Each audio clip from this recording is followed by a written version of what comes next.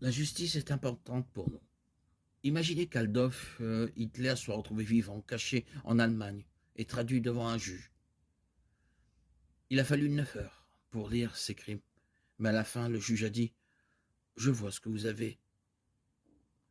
Des millions de personnes ont été assassinées, mais je pense que vous avez retenu la leçon, alors je vais vous laisser partir. » Il a frappé du marteau et crié « Non coupable, not guilty ».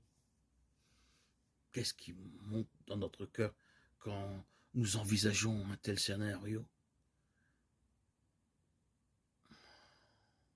Cette émotion et l'indignation face à l'injustice. Nous savons que le verdict n'est pas juste et il nous semble intolérable. Le mal exige une punition équivalente.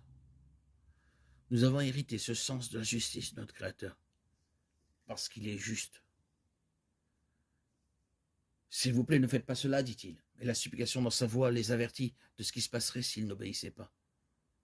Nous ferons ce que nous voulons, répondirent-ils. Et à ce moment-là, la créature commit une haute trahison envers le Créateur. La justice exigeait une action. Il ne serait pas juste que Dieu ignore ou excuse la trahison, parce que Dieu est juste.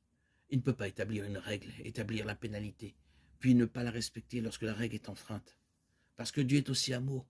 Il avait un moyen de satisfaire la justice sans détruire les êtres humains. La justice exigeait la peine de mort pour haute trahison, donc quelque chose ou quelqu'un devait mourir. Un substitut fut introduit pour satisfaire aux exigences de la justice. Un bel animal sans défaut fut tué à la place. Genèse 3, 21.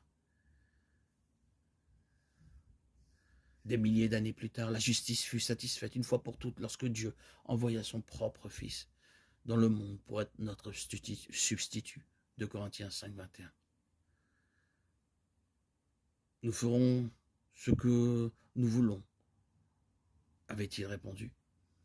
Dieu ne peut pas simplement fermer les yeux sur notre haute trahison vers lui, sinon il ne serait pas parfaitement juste. Il ne peut pas retirer son amour malgré notre rébellion, sinon il ne serait pas un amour parfait. Ainsi, Jésus est devenu l'agneau que Dieu a sacrifié sur l'autel de la justice. Christ est mort une fois pour les péchés, lui juste pour des injustes, afin que de nous amener à Dieu. 1 Pierre 3, 18, Jean 1, 29.